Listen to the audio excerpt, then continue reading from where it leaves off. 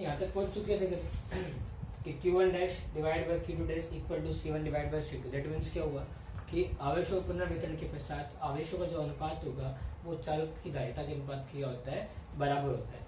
इसके अकॉर्डिंग अपन next step पढ़ने वाले हैं। अपन क्या मान के चल रहे हैं, अपन ये मान के चल रहे हैं, अब स्टार्टिंग माना था अपन ने क्या कि late V1 is larger than V2, यानी V1 का मान बड़ा है और V2 का मान क्या है, छोटा है, ये अपन मान लिया था। अब अपना जो कौन सा विभव है वो घनिष्ठ विभव है, उसकी अपन तुलना करते हैं। देखो ध्यान से, अपन क्या समझने की कोशिश कर रहे हैं कि V1 का जो मान है ना वो तो V से क्या है, ज्यादा है। कौन से V की बात कर रहा हूँ मैं, घनिष्ठ विभव V की बात कर रहा हूँ। ये कौन सा विभव है आपका, घनिष्ठ विभव है कि इस V1 का जो मान है ना वो V से ज्यादा है और V2 का मान V से क्या है, कम है। ऐसा क्यों बोल रहा हूँ, ऐसा इसलिए बोल रहा हूँ कि जैसे ही आवेशों क्या हुआ, प्रवाह स्टार्ट हुआ, आवेशों प्रवाह स्टार्ट हुआ तो चालक A के विभव में तो कमी आई थी और चालक B के विभव में क्या वृद्धि हुई। वो कमी होते होते V के बराबर हो गई और वो वृद्धि होते होते B के बराबर हो गई। दैट मीन्स V1 का मान जो पहले चालक A पर विभव था V1 वो तो V से ज्यादा था और चालक B पर जो पहले विभव था V2 वो V से क्या था, कम था। तो अपन ऐसे एक बार बोल सकते हैं कि क्या कि V1 is greater than V और V ग्रेटर देन V2। ठीक है, अब निकालना चाहते हैं कि चालक A के विभव में कितना परिवर्तन है। चालक A के विभव में परिवर्तन क्या परिवर्तन हुआ, देखिए बेटा, उसका नाम दिया डेल V1, जिसकी वैल्यू किसके बराबर बेटा, V1 माइनस V, यानी V1 से आप जब V माइनस कर दोगे तो विभव में जो परिवर्तन है वो आ जाएगा। तो V1 का तो V1 ही रहा और V कौन सा विभव है, वेस्ट विभव, इसका मान कितना होता है, C1 V1 plus C2 V2 divide by C1 plus में C2। चेक कर चलेगा तो क्या बनेगा, V मान दो इसका C1 V1 plus C2 V2 divide by C1 plus में C2। दोनों का एलसीएम लेंगे कितना आएगा, दोनों का एलसीएम कितना है बेटा, C1 प्लस में C2। सॉल्व करो क्या बनेगा, C1 V1 plus C2 V1 minus C1 V1 minus C2 V2। C1 V1 से C1 V1 क्या होगा, कैंसिल आउट हुआ। देखो यहाँ पे भी C2 और यहाँ पे भी C2, दोनों में क्या है, कॉमन आ जाएगा, तो अंदर क्या बचेगा, C2 लिया कॉमन, अंदर बच गया V1 माइनस में V2 और डिवाइड बाय कितना हो गया, C1 प्लस में C2 इक्वल कितना बचा, डेल V1। ये क्वेश्चन आ गई। समीकरण 6 तक हो गई था ना अपने, इसको मैं समीकरण 7 नाम दे देंगे। ठीक है, क्लियर। इसी प्रकार अपन चालक B के विभव में क्या निकालने, परिवर्तन निकालने। चालक B के विभव में परिवर्तन कितना आएगा बेटा, इसका मान आएगा डेल V1 और डेल V1 का मान कितना है, इस पर बड़ा कौन है, वो वेस्ट विभव, छोटा कौन है, चालक B का विभव, V2 आएगा इसका बेटा, इसका मान आएगा V माइनस में V2। तो V का मान कितना है, C1 V1 C2 V2 divide by C1 C2 minus का V2 डिवाइड बाय इसका एलसीएम कितना आएगा, C1 C2 C1 V1 plus C2 V2 minus, solve करेंगे क्या बनेगा, C1 V2 minus C2 V2 क्या हुआ, कैंसिल आउट हुआ। देखो यहाँ पे भी C1 और यहाँ पे भी C1, दोनों में क्या लिया अपन ने, कॉमन लिया, C1 अपन लिया कॉमन, अंदर क्या बच गया, V1 माइनस में V2 डिवाइड बाय कितना है, C1 प्लस में C2 इक्वल क्या बचा, डेल V2। क्वेश्चन नंबर कितने आए बेटा, 7 आ चुकी है ना। क्वेश्चन नंबर बन गई आपकी, समीकरण 7 पे आ चुकी है और समीकरण 8। समीकरण 7 क्या है, चालक A के विभव में परिवर्तन, और समीकरण 8 क्या है, चालक B के विभव में परिवर्तन। अब दोनों का अनुपात निकालना है। मैंने बोला क्वेश्चन 7 डिवाइड बाय क्वेश्चन 8, या समीकरण 7 में किसका भाग दे दिया मैंने, समीकरण 8 का भाग दिया। तो ऐसा करने से रिजल्ट क्या बनेगा, समीकरण 7 में दिया हुआ del V1 divide by del V2 equal, del V1 का मान कितना, ये दिया हुआ, रख दो, C2 का C2, ये बन गया V1 माइनस का V2 divide by C1 plus में C2 डेल V2 का मान कितना, ये दिया हुआ, दो वैल्यू, C1 का C1 अंदर बच गया V1 माइनस का V2 divide by C1 plus में C2, कैंसिल आउट तो क्या बचा, del V1 divide by del V2 equal बच गया C2 डिवाइड बाय C1। यानी क्या हुआ कि चालक ए और बी के विभव का जो अंतर है वो उसकी दायिताओं के क्या होता है, व्युत्क्रम है। चालक ए और बी के परिवर्तन का अनुपात, विभव में परिवर्तन का अनुपात उनकी दायिताओं के क्या होता है, व्युत्क्रमानुपाती होता है। ये बहुत ही इंपॉर्टेंट आपकी क्या आ गई, इक्वेशन आ गई।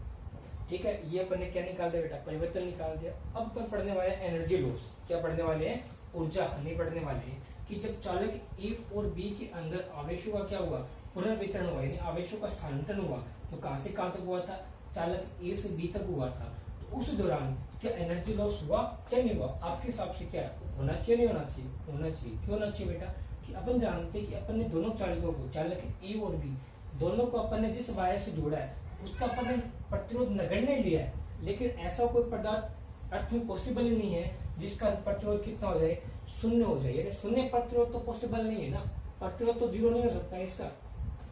यदि प्रतिरोध जीरो नहीं है, दैट मीन्स जब चालक ए से आवेश चालक बी में गया होगा तो आवेशों का प्रवाह में कुछ ना कुछ उस चालक तार के प्रतिरोध के कारण रुकावट आई थी, और जैसे वो रुकावट आई तो उसके ये वायर गर्म हुआ होगा, और जैसे गर्म हुआ तो इसके अंदर जो एनर्जी थी, आवेशों के अंदर एनर्जी, वो उसने उष्मा के रूप में क्या कर दी, वातावरण में रिलीज कर दी। आप देखते हो कि घरों के अंदर जो लाइट आती है अपने उपकरणों के अंदर, तो जैसे उपकरण चलते हैं तो तार क्या हो जाते हैं, गर्म हो जाते हैं। गर्म क्यों जाते हैं कि तार के अंदर उसका कुछ ना कुछ प्रतिरोध होता है।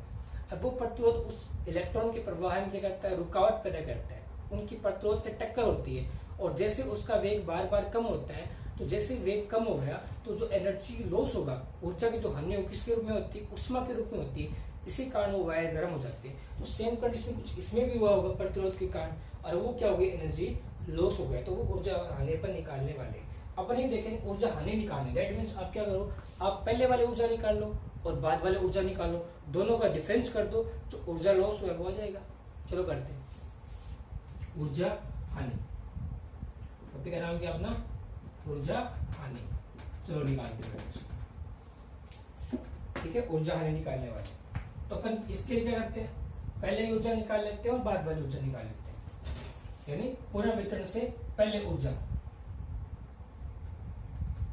पुनर्वितरण से पहले ऊर्जा, इसी ऊर्जा का अपन स्थितिज ऊर्जा ही बोलते हैं, स्थितिज ऊर्जा। इसको मैंने क्या नाम दिया बेटा, इसको मैंने नाम दे दिया एक बार के लिए, U1 नाम दे दिया, U1। तो U1 का मान कितना होगा, आप चालक ए की ऊर्जा और चालक बी दोनों की ऊर्जा जोड़ दो। चालक ए की एनर्जी कितनी है, दी हुई half C1 V1 square, B कितनी है, हाफ C2 V2 स्क्वायर, दोनों को ऐड कर दो, half C1 V1 square plus half C2 V2 square. समीकरण कहां तक, 9 तक आ गई ना बेटा अपने, इसको समीकरण नाम दिया अपन ने 10। ठीक है, पुनर्वितरण के पश्चात ऊर्जा, पुनर्वितरण के पश्चात यानी बाद में ऊर्जा क्या बनेगी बेटा, ये बनेगी आपकी U2, और U2 का मान कितना होगा, पुनर्वितरण के पश्चात कितनी ऊर्जा बेटा, ये दी कितनी है, हाफ C, दोनों की कंबाइंड ऊर्जा कितनी है, हाफ CV स्क्वायर। ये बन गई हाफ CV स्क्वायर। C क्या है, कुल धारिता, और V क्या है, उपरिष्ठ योग। इसको समीकरण नाम दिया अपन ने 11। अपन तो ऊर्जा हानि निकालने वाले, ऊर्जा हानि, तो ऊर्जा हानि, ऊर्जा में हानि क्या होगी, डेल U हो जाएगी, डेल U। इसका मान कितना होगा, पहले ऊर्जा ज्यादा थी तो ऊर्जा हानि हुई, दैट मींस बाद में ऊर्जा कम हुई है, तो अपन क्या लिखेंगे, U1 माइनस में U2। तो डेल U का मान कितना है बेटा, U1 का मान तो दिया होगा आपका कितना है, half C1 V1 square plus half C2 V2 square minus U2 का मान कितना दिया हुआ है, ये हाफ CV स्क्वायर। अब हम क्या करने वाले बेटा, C और B दोनों का मान पुट करेंगे, तो डेल U का मान कितना है, डेल U का del U half C1 V1 square plus half C2 V2 square minus half C का मान कितना है, C1 प्लस में C2, B का मान कितना है, B का मान दिया अपने उपरिष्ठ योग निकाला ना पहले, किसका मान कितना आता है, C1 V1 plus C2 V2 divide by C1 plus में C2। दिख रहा है आपको, देखो ऊपर लिख देते हैं इसको एक बार के लिए, क्या बनेगा, इसका मान बनेगा C1V1 plus C2V2 divide by C1 plus में C2। हो गया। इसको सोल्व करते हैं। देखो इसमें भी हाफ कॉमन आ रहा है बेटा, इसमें भी हाफ क्या आ रहा है, कॉमन आ रहा है, तीनों में हाफ कॉमन आ रहा है। प्लस इसका एलसीएम कितना आएगा, इसका एलसीएम कितना है बेटा C1 प्लस में C2। सोल्व करो, क्या जल्दी करता है इसका।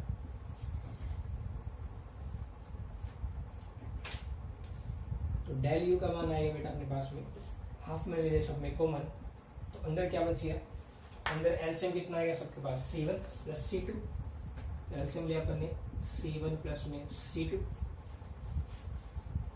इस C1 को यहाँ पे कितना बचेगा C1V1 स्क्वायर, इससे मल्टीप्लाई करें तो क्या बनेगा, ये बनेगा आपका C1 स्क्वायर और V1 स्क्वायर प्लस का साइन। यहाँ पे कितना बचेगा C2V2 स्क्वायर, यानी ये C1V1 स्क्वायर इससे मल्टीप्लाई हो गया ना C1 से, अब ये C1V1 स्क्वायर C2 से मल्टीप्लाई भी होगा, इस पर क्या बनेगा, इसमें बनेगा C1 C2 और V1 स्क्वायर प्लस का साइन। अब ये C2V2 स्क्वायर इससे मल्टीप्लाई होगा, तो C1 C2 को इससे मल्टीप्लाई करके क्या बनेगा, ये बनेगा आपका C1 C2, इस पर V2 है ना, इस पर आ जाएगा V2 स्क्वायर प्लस का साइन। इस बार देखो यहाँ पे C2 और C2 से मल्टीप्लाई होने वाला क्या बनेगा, ये बनेगा C2 स्क्वायर और V2 का स्क्वायर। ये मेरी बात बेटा।